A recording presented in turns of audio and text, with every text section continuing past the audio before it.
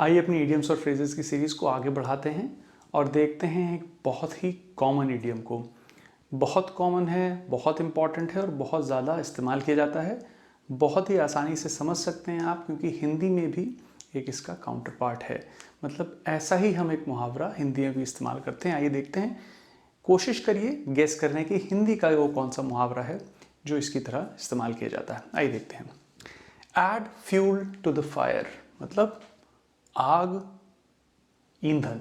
Fuel मतलब ईंधन। Add fuel to the fire.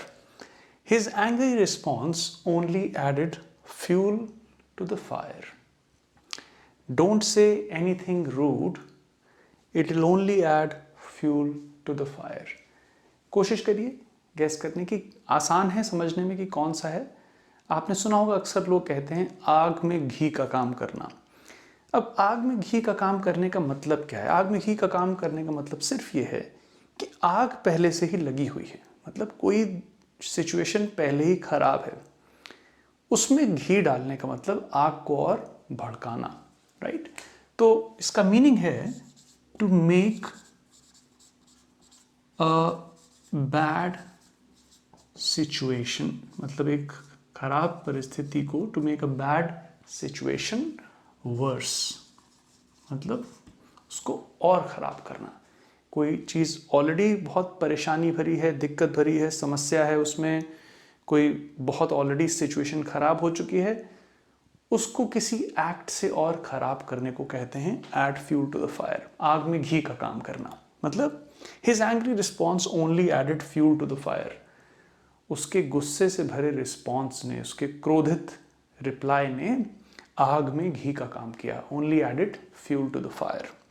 Don't say anything rude, कोई rude चीज़ मत बोलो, because it only add fuel to the fire. ये केवल आग में घी का काम करेगा।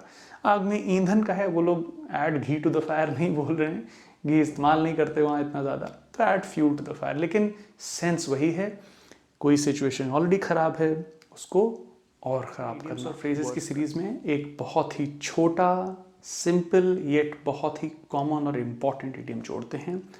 यह है ऑल ईयर्स, मतलब सारे कान।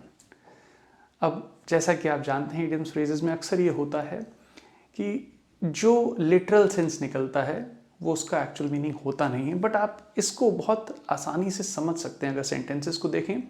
Will try to know the meaning of this. Tell me what happened, I am all ears. I am all ears मतलब मैं पूरा कान बन चुका हूँ। Imagine this. When he started explaining, everyone was all ears। तो आप सोच के देखिए कि अगर एक पूरा इंसान ये कह रहा है कि मुझे एक कान समान मानो, तो इसका मतलब क्या है? I am all ears. Meaning simple है, to be eager, to hear something or listen attentively। ये इसका मतलब है किसी चीज़ को बहुत ध्यान से सुनना, या किसी चीज़ को बहुत ही ईगरनेस से, बहुत ही जिज्ञासा से सुनना, बहुत ही होप में कि कुछ बहुत ही अर्जेंट चीज़ आ रही है, बहुत ही जिज्ञासा से सुनना, किसी बहुत ईगरली किसी चीज़ को सुनना और बहुत अटेंटिवली सुनना। तो tell me what happened, I am all ears मतलब बताओ मुझे क्या है, मैं बहुत ही ध्यान से सुनूंगा।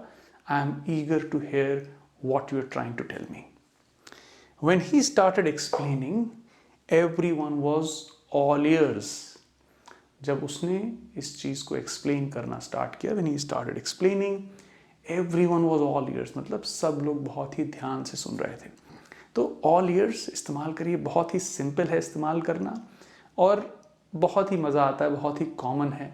तो कोई फ्रेंड आए आपसे कोई कहने, यार एक बात है सुनोगे, tell me, I am all ears. बहुत ही सिंपल तरीके से, बहुत ही कैजुअल, एक इनफॉर्मल सा बट बहुत ही कॉमनली यूज इडियम है। कहीं एक्सप्लेनेशन में कोई कमी रह गई हो, आपको समझ नहीं आया हो, please let me know in the comments, I will be very happy to explain you there.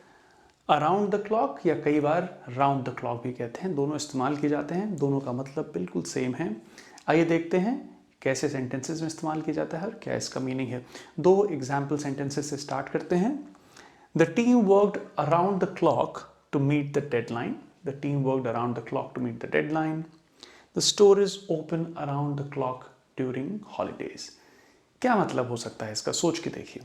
काफ़ी सेल्फ एक्सप्लेनेटरी है इसमें जो बात कही गई है। The team worked around the clock to meet the deadline. इसको कई बार ऐसे भी सोच सकते हैं आप कि अगर ये मान लीजिए घड़ी है और टीम ऐसे अराउंड द क्लॉक लगी पड़ी है, राइट। अक्सर ऐसा मानिए, अगर सोचे राउंड द क्लॉक, मान लीजिए घड़ी है, ये 12, 3, 6, 9, अराउंड द क्लॉक काम चल रहा है लगातार, रुक नहीं रहा है बिल्कुल भी, राइट। अराउंड द क्लॉक या राउंड द क्लॉक मतलब है non stop, all day, all night, दिन रात बिना रुके निरंतर काम चल रहा है। ऑल डे ऑल नाइट काम चल रहा है। मतलब अब सब देखिए, the team worked around the clock to meet the deadline, मतलब दिन रात की परवाह किए बिना, रात में भी दिन में भी लगातार काम चल रहा है बिना रुके, कोई बिल्कुल नहीं रुके। तो team worked around the clock to meet the deadline. Deadline को मीट करने के लिए, प्रोजेक्ट कंप्लीट करने के लिए टाइम पे team worked around the clock.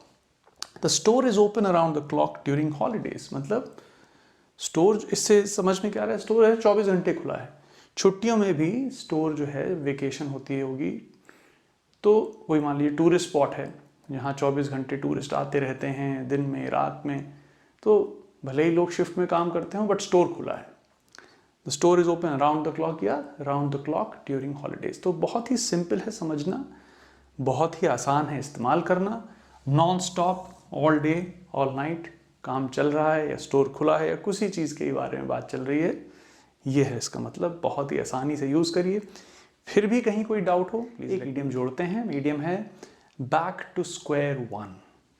अब अगर आप सेंटेंसेस को पढ़ेंगे या कभी भी किसी कॉन्टेक्स्ट में पढ़ेंगे, इसको गेस भी करेंगे तो आप इसका मतलब समझ सकते हैं। लेकिन let's see how to use them in a sentence and how to use it in a sentence, और क्या मीनिंग है इसका।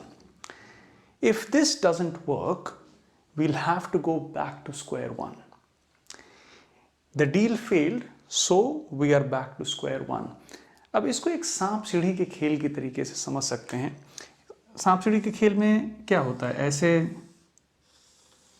कुछ ड्राइंग को मेरी मत ज़्यादा, यहाँ है 1 मान लीजिए, ठीक है, ये 2, 3, 4, 5 है यहाँ पे, राइट, 10 यहाँ आता है, फिर 11, ऐसे चलते हैं आप सांप सीढ़ी में, यूँ जा रहे होते हैं। और यहाँ कहीं 100 होता है आपके पास। कहीं पे भी आपको सांप वाप काट ले तो आपको वापस वहाँ आना पड़ता है जहाँ सांप की टेल खत्म होती है। ऐसे ही लैडर में, लैडर आ गई तो आप ऊपर बढ़ जाएंगे, कहीं भी किसी बॉक्स में आ गई। एक सांप सीढ़ी का खेल है। अभी मान लीजिए कोई एक सांप है जो आपको इस नंबर 1 स्क्वायर पे ले आता है बाद में। स्क्वायर 1 क्या है? स्क्वायर 1 जहाँ से आपने स्टार्ट किया था।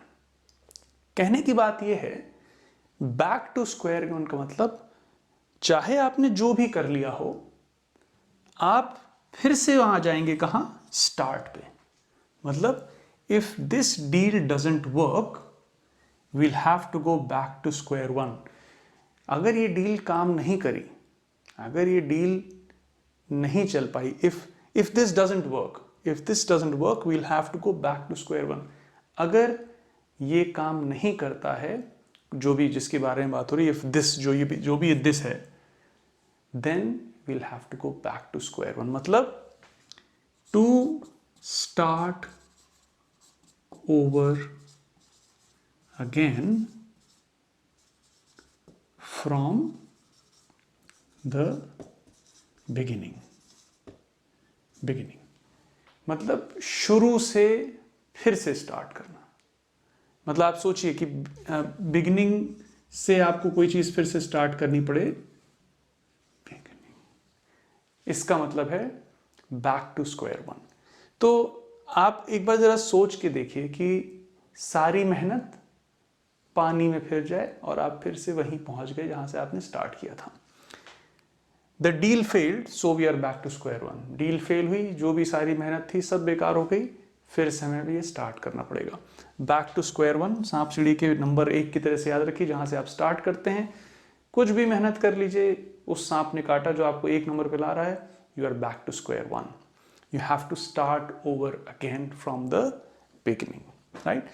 बहुत सिंपल है, बहुत आसानी से इस्तेमाल किया जाता है। कहीं कोई डाउट बना रह गया हो, please let me know in the comments. I hope this helps you. Take care.